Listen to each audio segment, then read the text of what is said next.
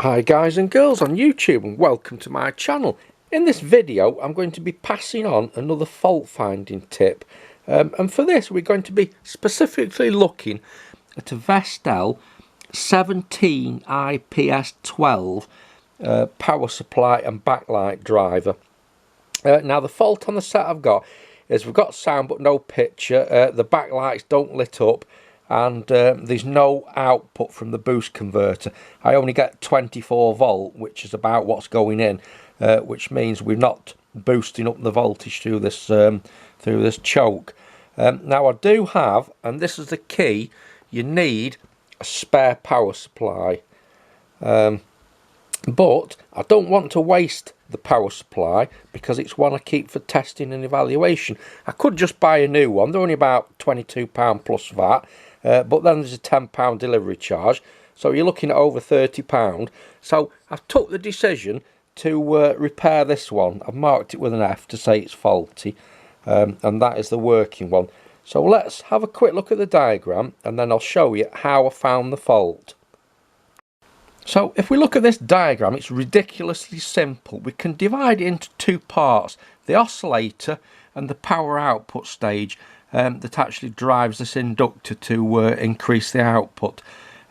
So the first thing you do is you need to establish on this pin here, pin 15, that we've got the 12 volt supply rail.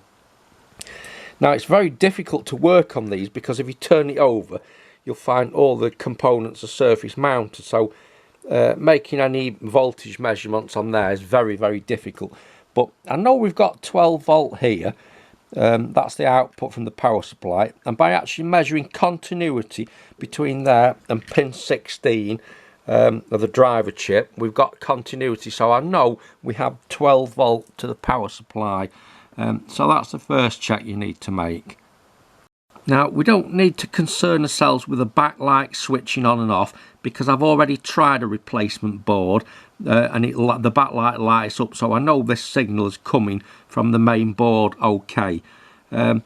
So the next thing we need to do now is we need to establish if there's any gate drive to this MOSFET.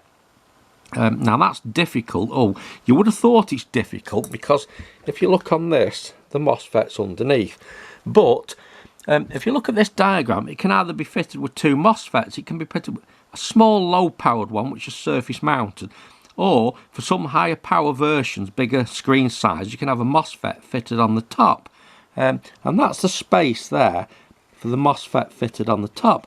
So if you look in there, we've got a solder point which is actually connected to the same gate as this, so that gives a convenient point to just drop an oscilloscope probe into there and switch the set on while the board's in the set. And I've done that, and I've established that we don't have a square wave gate drive there, so we know the problem lies within the oscillator block. So we know this chip's got a supply. We know it's been turned on by the backlight on and off control. The next most obvious thing to do is change this chip, because I've got loads of them in stock anyway. Well, as you might guess, I changed the chip and it still didn't work. So where do we go from there? It's virtually impossible when that's in the circuit to make any measurements on the back. So what we do now is we do a comparison test with a digital multimeter. So this isn't really as clever as what it looks. What you do is you tap your digital multimeter onto an earth, which I've used that for convenience, and then you measure every single pin of this one at a time, and you compare that with a working board. Now obviously there's going to be slight differences because some of these resistors on here are going to be, I don't know, 2-5%, so there's going to be slight variations, but what you're looking for on your digital multimeter is a big variation between a pin on the faulty board and a pin on the working board. So doing the ohm meter comparison test, I've picked up that pin 1 has a far lower resistance on the faulty board than it does on the working board. So if we trace pin 1, it goes through a resistor, a capacitor to ground, another capacitor to ground there, and that point there actually links, let's draw it in, that point actually links to that diode there, which also goes to ground. So we've got a choice. We know it's not the chip because we've already changed that and it made no difference. You've got this surface mounted diode here, could be faulty. You've got this resistor, could be open circuit, but it's not because we had a lower reading here. So that only leaves these two capacitors here, or that diode. One of them must be leaky because the resistance here is about 400k lower on the faulty board than it is on the working board. Now I actually find when I remove that capacitor there, the very low reading went away. So that is the capacitor that was causing the trouble. 470 nanofarad, 25 volts. Right, so we know for definite this capacitor is faulty. Now I've just removed it there, it's a surface mount. I've had to solder 2 bits to wires to it so I could test it. It actually measures on my peak test of 470 nanofarad. But when we put it on an analog meter, it seems to have a very slight leakage. Now I'm on the times 1000 range on my analog, and the leakage is so very small that it's hard to detect it, but it is there. So what we're going to do is we're going to bring in to play this meter that I got from John Joe at the Vintage Irish Radio and TV channel. Now as you can see on my analog meter we only have 3 ohms ranges, but here we have 1, 2, 3, 4, 5. So we can actually measure a lot smaller leakage on this than you can on mine. So this capacitor, it's very strange whatever's gone wrong with it, because since I've desoldered it, it seems to have a lesser leakage than it has before. But let's put it on this meter and I'll just show you what's so strange about it. Now here's the most interesting thing about this capacitor. As you know, a ceramic plate capacitor is bi-directional. You can connect it either way round and it'll still measure the same capacitance.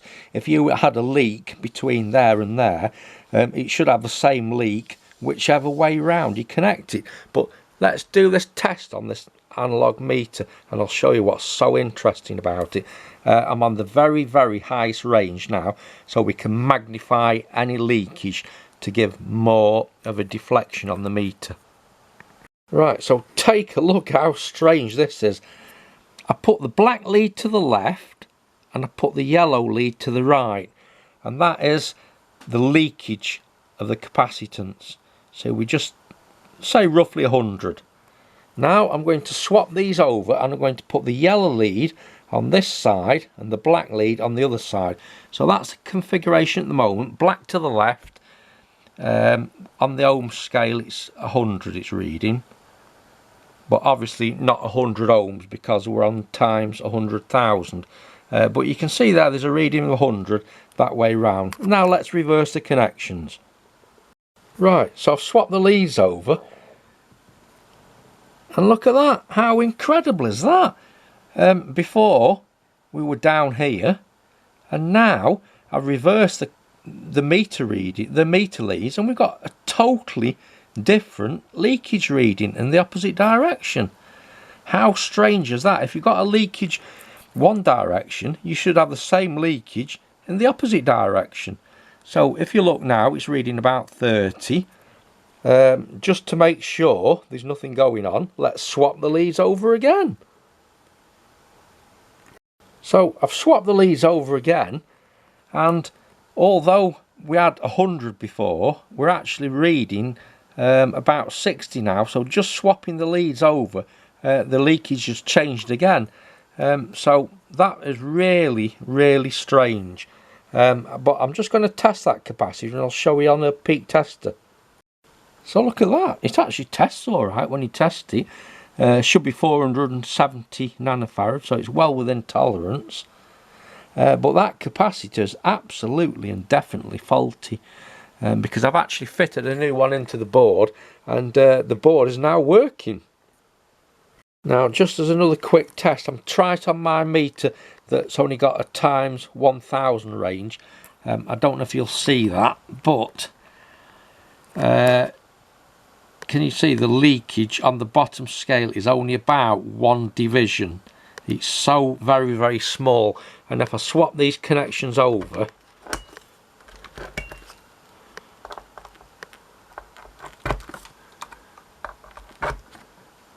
you'll see that after the capacitor is charged, it's back on 0. So just as a test, let's just swap these again so you can see there's no trickery.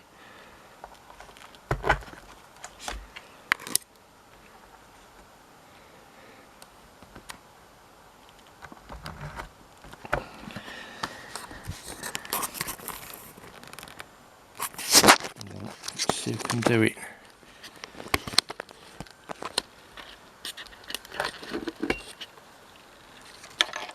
Let's just see if I can show you the leakage by pushing this in and out.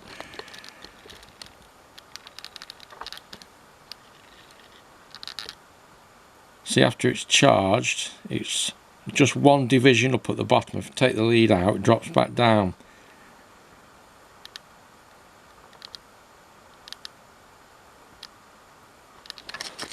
But then if I put these back the way they should be, and do the same test,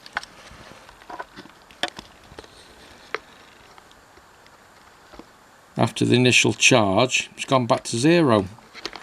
I plug it in and out, and there's no leakage at all.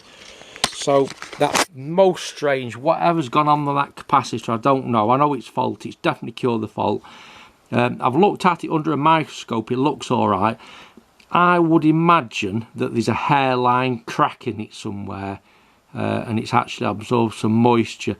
So just for a little test, what I'm going to do is I'm going to dip it in some water, and then we'll test it again on the analog meter when it's been sat in a cup of water for a few hours, and see what happens. Right, so it's not the most of scientific test, this. We'll dip it in some water, we'll leave it a few hours, and then I'll just leave it another 30 minutes or so just to dry out, so we've not got any leakage across the surface, and then we'll just test it again, see what happens. Right, so just in case anybody's interested, that's the new chip there that didn't do anything, and that there is the capacitor I've changed. That was the faulty one there. Right, so we'll come back to that water test in a bit then. Okay, so we're back again, and before anybody says get a tripod, I've actually got this from the charity shop a few weeks ago. It's very reasonably priced, just £5, but I've only just worked out you can actually use it to do overhead shots. So let's try and do this again then. The capacitor's been soaking in water for a couple of hours. I've just taken it out, dried it out. Let's see what it's like now. Right, so here we go, we're up and running. I'll just put the capacitor there on a piece of paper. Let's just zoom this back out. Hopefully you'll see that alright. Right, so with the red lead on this side and the black lead on this side, let's see what reading we've got.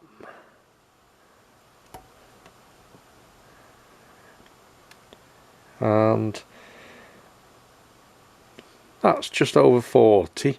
Now if we take these out and we swap them round and put the red on this side, and then we test the capacitor again,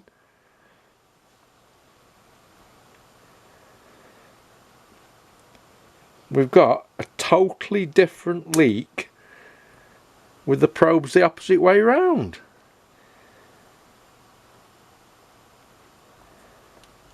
That's so, how on earth does that work?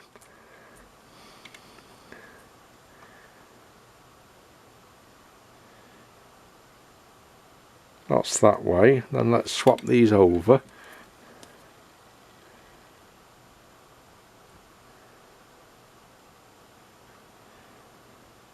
And that's that way.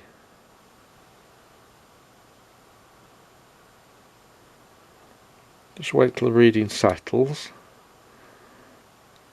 And then just one more time, let's flipped again.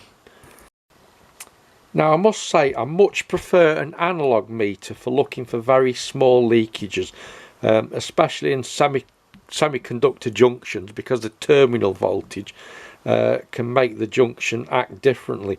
But if we look at this, I've connected the faulty cap now to a digital meter. We've got 10 megs, or just over 10 megs one way, and the reading's like, it keeps increasing all the time the longer we leave it. But just let's swap these terminals over and put that one in there and try it the other way with a digital meter.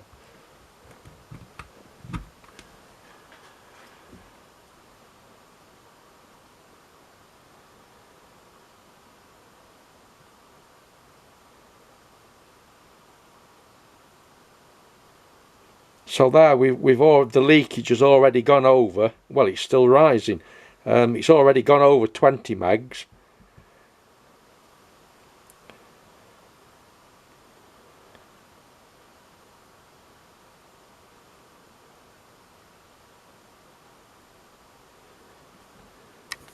Right, so I've left it, and the reading seems to have settled around about 29 megs.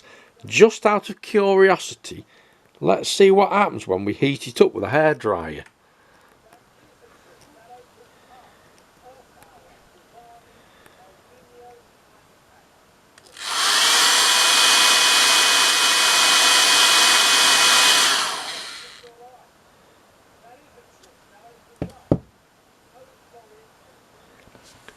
And blow it to cool it.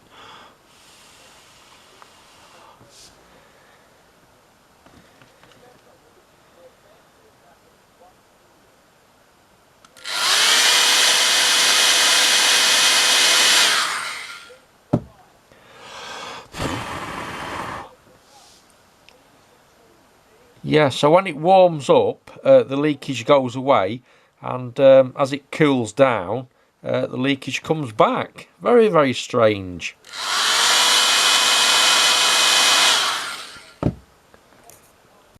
Anyway, you get the idea. This little multi-layered ceramic capacitor's faulty.